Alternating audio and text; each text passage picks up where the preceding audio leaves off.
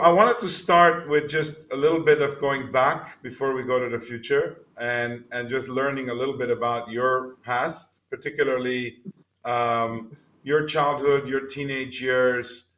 Just tell us a little bit about your upbringing. What were you like as a young person, and what did you like doing? What did you focus on? I was born in Yerevan and raised here, so I had chance to travel a lot, but my family is a very ordinary, as we can say, family. My father was a professor of physics in university and very disciplined person, but very open-minded. Was an MP and a businesswoman, so she was a very socially active person and was engaging us in all domains possible. And I have a sister 2 years younger than me, so we have a very, fun, happy childhood.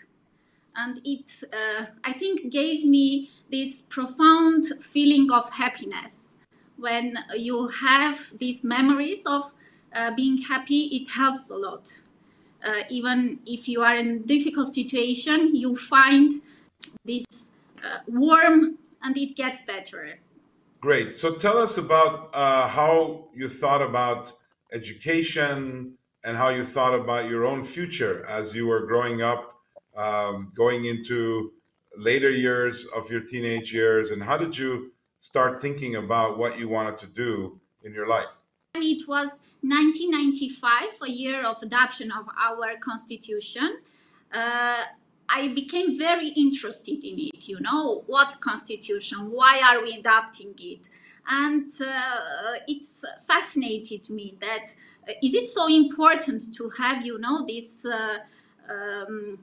this law, this very important agreement in a society, and what will give it us? So I decided to think on going for legal studies.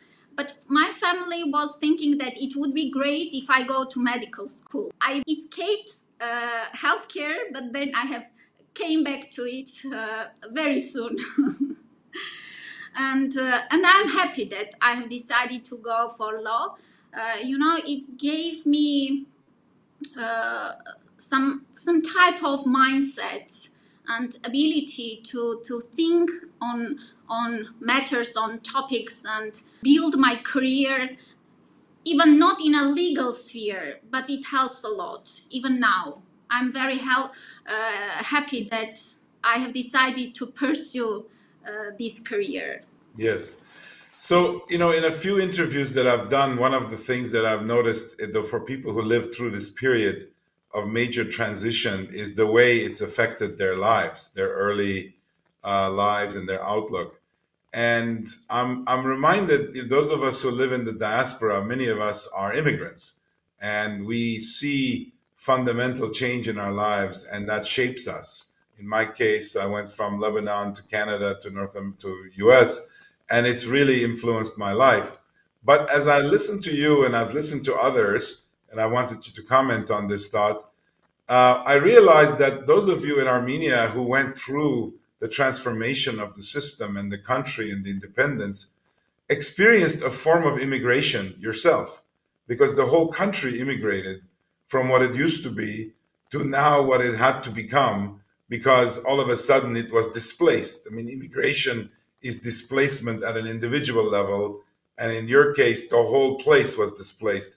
And the same kind of concerns and fear and uncertainty, but also opportunity, seems to have influenced your life. So, can you say a little more about how much that type of displacement shaped your thinking? It's a very interesting point of view, Noubar, that yes, I was born in Armenia, I've stayed in Armenia and lived my life here. But Armenia had periods of transformation, very dramatic transformations. And we can say that, yes, in some time areas, we were also immigrants in our own country. When I was in school, it was a Soviet time period, the totally different country. Then independence, and we have a big transformation, which gave us this feeling of our own country, our own destination, and who we are in this new situation.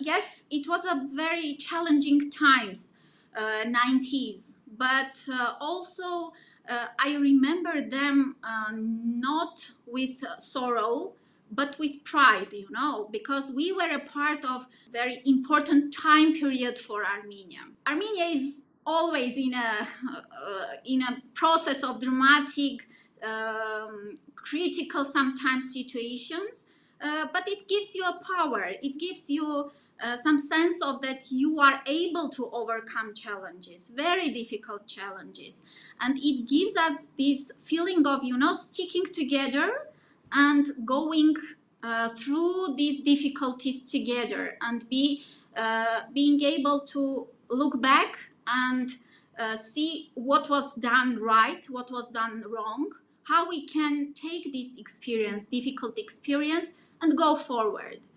And when I was a student, I can say that I was in a kind of internal immigration, because the political situation, the economical situation was not good, and I had this feeling that I don't have a place to fulfill my potential, to be free, to freely express your ideas, to be what you want to be, and to pursue your own understanding of our future.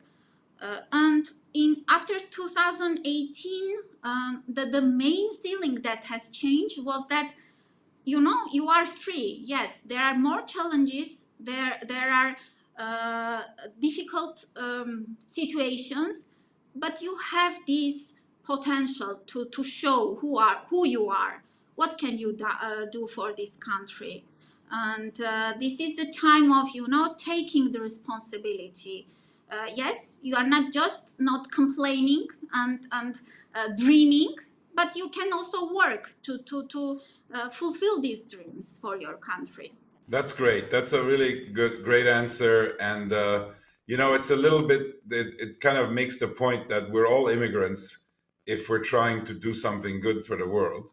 And in this case, what you described sounds like, from your life experience, you tried to adapt to the country for many years, the new country that was emerging, and ultimately circumstances caused the country to adapt to you, or to people like you who wanted it to be a different way. And I think that's also what often immigrants do in new countries, is that they essentially bring about change so that actually the country represents them and not just what it used to be. So it really is, at least in my experience, in many different areas, a competition between the past and the future that's forming and the past that's pulling it back.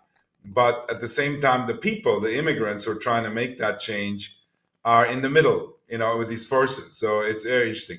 Just wanted to tell that I'm also a professionally immigrant. You know, I've came from different profession to healthcare, and I'm the first woman on this position and first non-medical doctor in this position. So it also gives me this freedom of not knowing some things and asking for advice, for being open to all people, giving their understanding of how we are going to go as a healthcare. Yeah, no, it's perfect. And in fact, as you know, I mean, that's one of the most powerful ways to make progress, is to remain humble. And one of the ways to be humble is to do things that are new, which remind you that you're not an expert, but experts don't necessarily make change either. And so you really need this combination of experts and non-experts to create novelty, to create change. So that's what you've experienced. You spent some time being a legal advisor for government institutions and then an NGO. And that kind of legal experience and policy experience eventually led you to the healthcare space in Armenia. So how did that happen? I worked in a pharmaceutical industry, and I've started from legal advisor. Then I became a manager, general manager of the company, but also had a chance to work with different, as you have said, NGOs and organizations to advise them on legal matters. Then when revolution happened, I was offered to become a part of this team, and was very happy, because I think that it's good to change your domain on different time areas. It gives you a fresh perspective. It gives you a possibility to use your expertise in, for example, private sector, and bring it to the governmental sector. And in a private sector, everything is very quick, everything is very challenging, and you think totally different way. So, and I'm happy that I have this experience of working for a private company as a business. It helps a lot. And now, as a state person, I always remind myself that whatever you decide, it has a price for a private sector, for an individual, for a person. And having this experience give you responsibility to be very cautious. So I always knew that on some point I would be happy to be in a politics.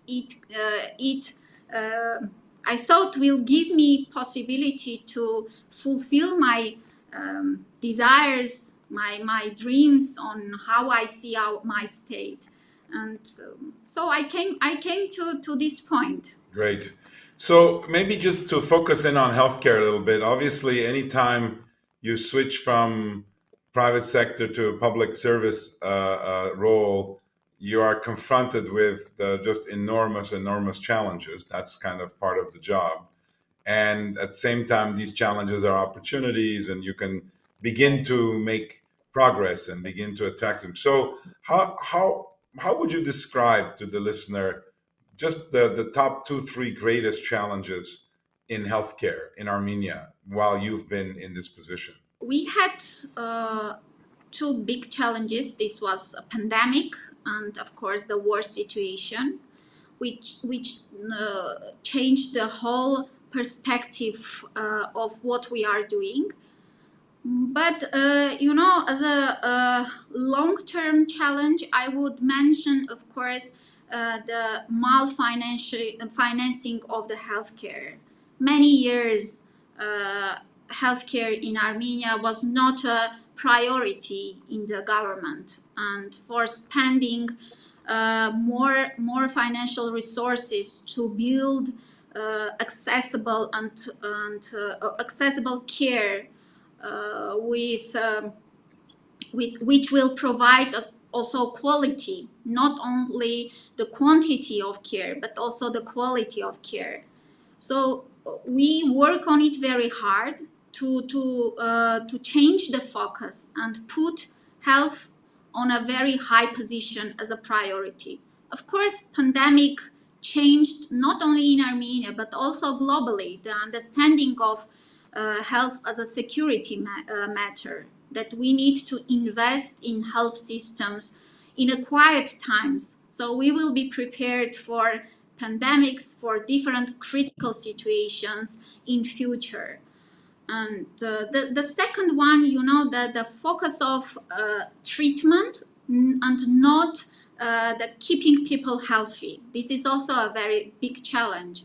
When you focus only on treatment, you will be always, go behind the time and behind the challenges. So we need to change our efforts also to prevent diseases and to invest in healthier population. Also, the problem of educated, skillful workforce and people, human resources, I think, are the most critical part of our progress, that we need to have more people who know how to do things, who are dedicated to the matters, and this is my challenge.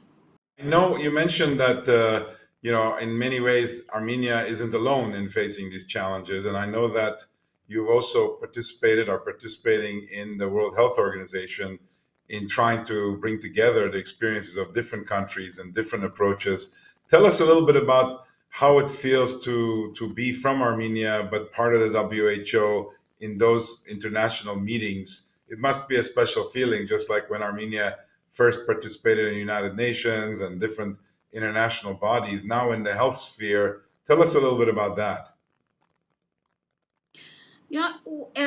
This year is a 30-year anniversary of joining the UN and different agencies. So it's a good milestone to see what we have done to bring our experience into this international family and what we can gain from them.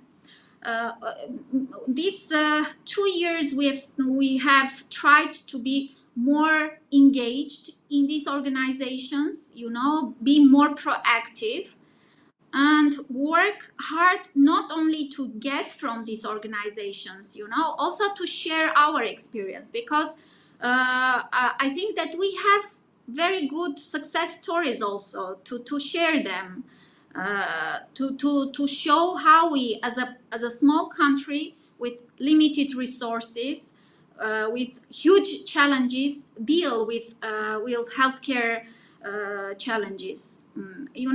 Armenia had done a very good progress, for example, in immunization, child immunization, in child mortality rates, and there are many areas where we have done a progress, and we can share these success stories.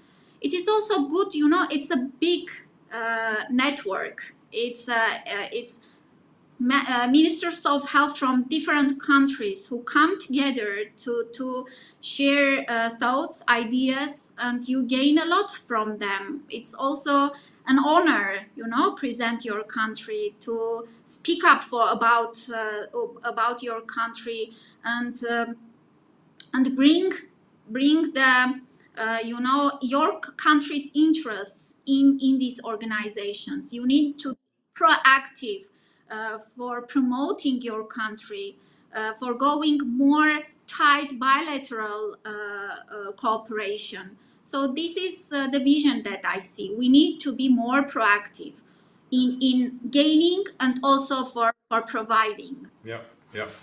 So we talked a little bit about the connection to the world and an international organization. We have an unusual existence as Armenians, because not only are we in the international sphere, but we have an intranational network all around the world as well, inside our nation.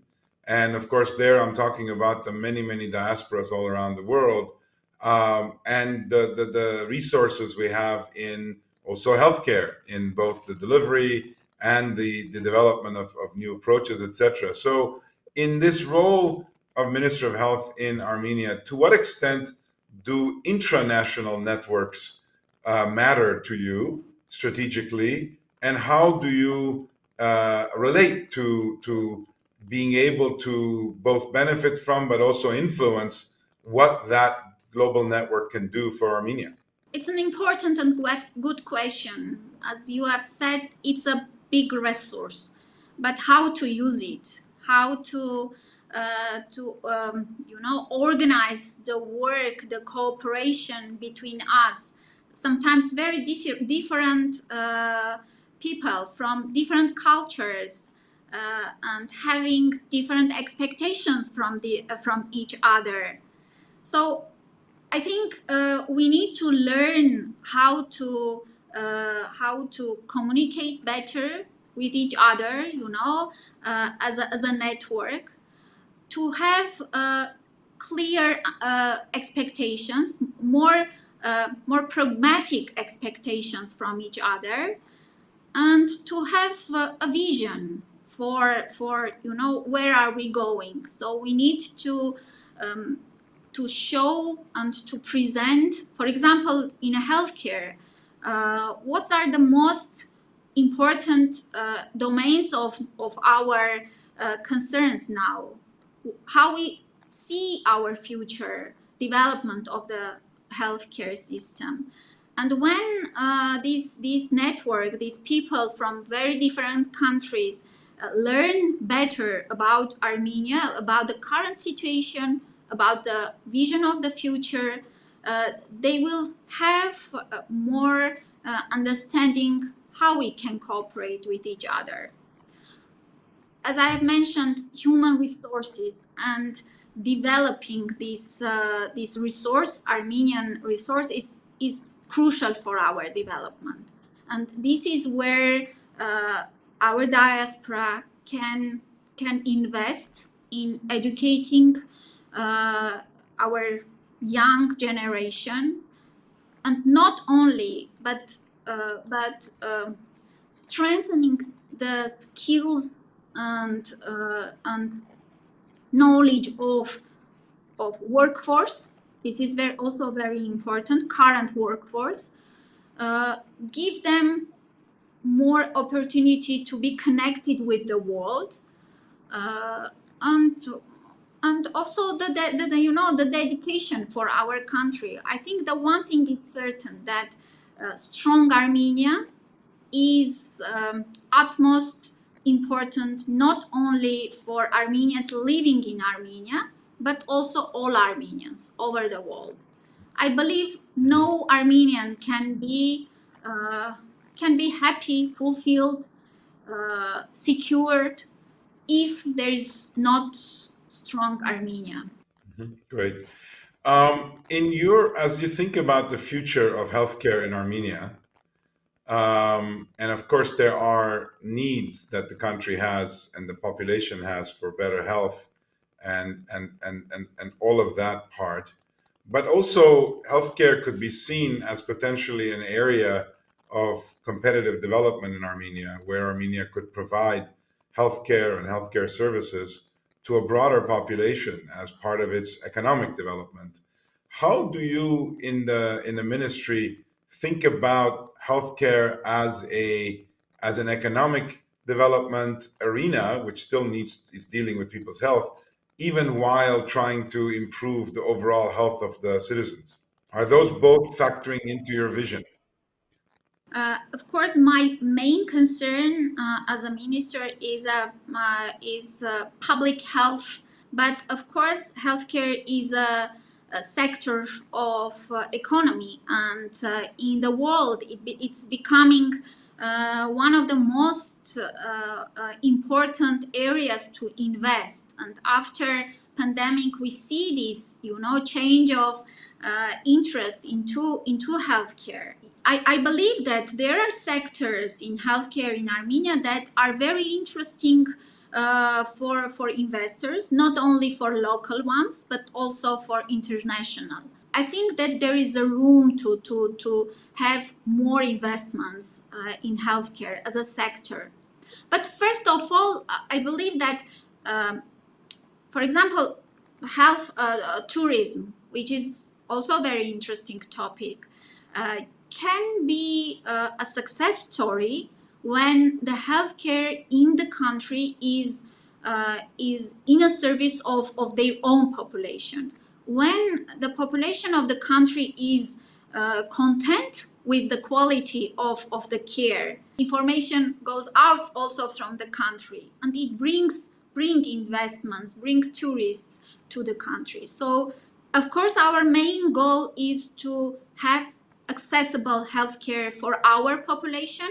But I believe if we fulfill this part, we will be very interesting also for other people to come to Armenia, to have treatment, to have gain services here. You mentioned, and I'm going to bring the conversations to an end soon. You mentioned earlier about health not only being about sickness, but also prevention and doing things that maintain health. And this is something that is of great interest to me in my professional life, because, you know, we've observed, you know, also in the United States, the degree to which what we mean by healthcare is really just sick care. And because the only time you get healthcare is when you're sick. So I never understood why it's called healthcare, because you know that there should be such a thing as healthcare, but we have very, very little care of our health. We think of well-being as health, but that's two different things. If health is the absence of disease, then the question is, what are we doing to proactively, preemptively keep that state? So in your vision, in there's so much to do, there's so much disease burden to take care of. How do you make room for this type of pre-sickness, early sickness way to maintain and promote health, as opposed to deal with only sickness?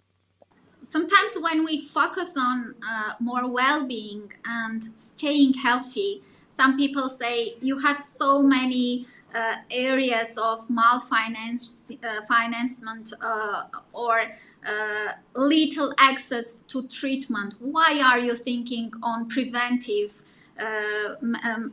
care so much? So I say, you know, of course, in a short time as a short-time strategy, we need to focus on treatment. But if not from now, we think on staying healthier.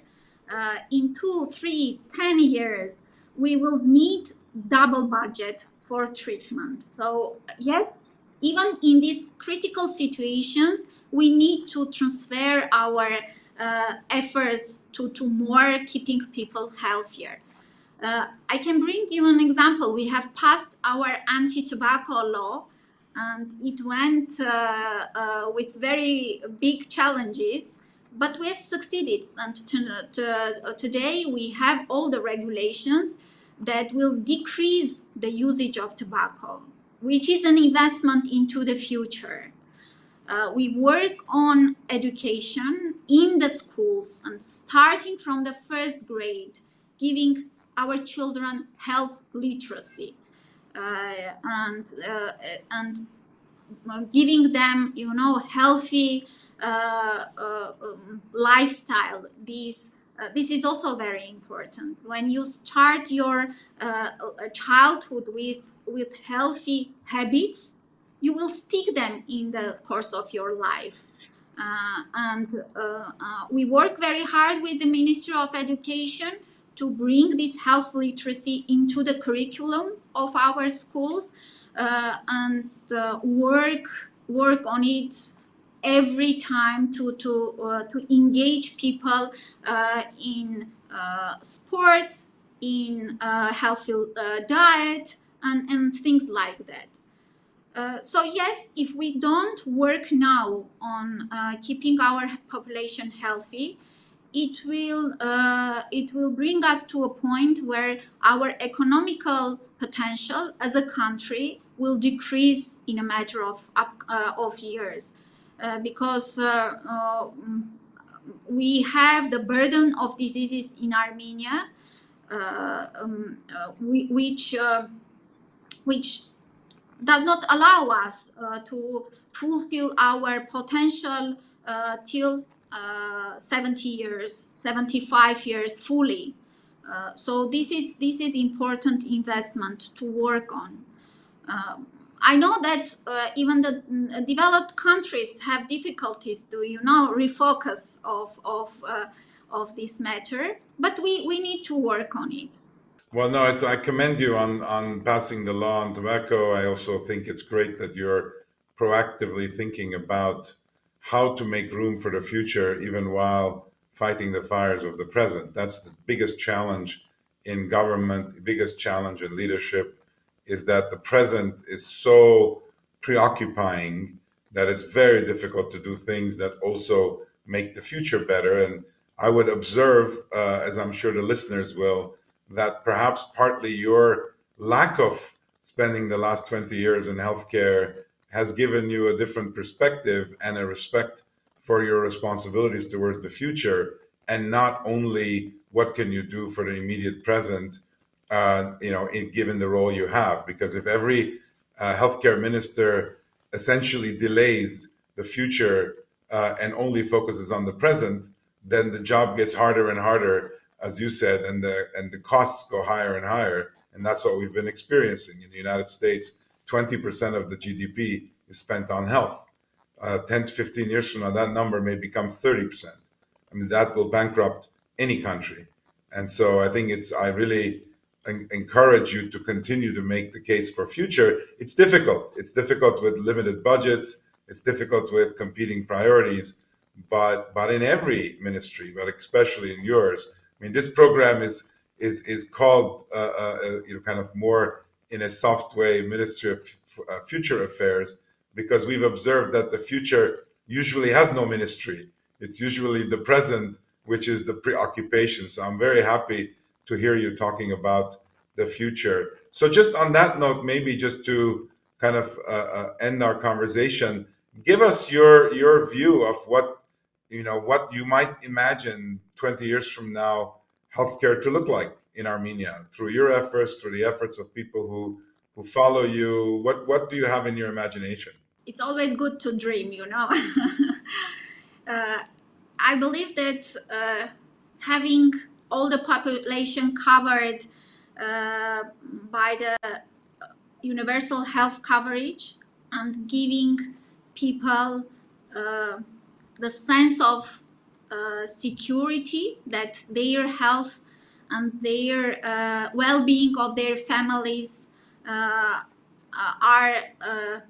meted, and also the quality of care. I believe that we need to work more on it, and having better health outcomes, not only spending more and more on healthcare, but spending wisely and having better outcomes.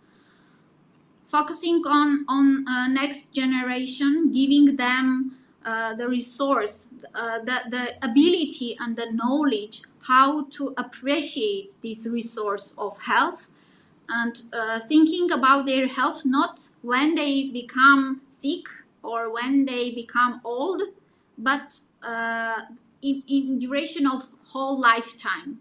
So this is a resource, our health, that we have, and we need to invest and appreciate it into it. This is important.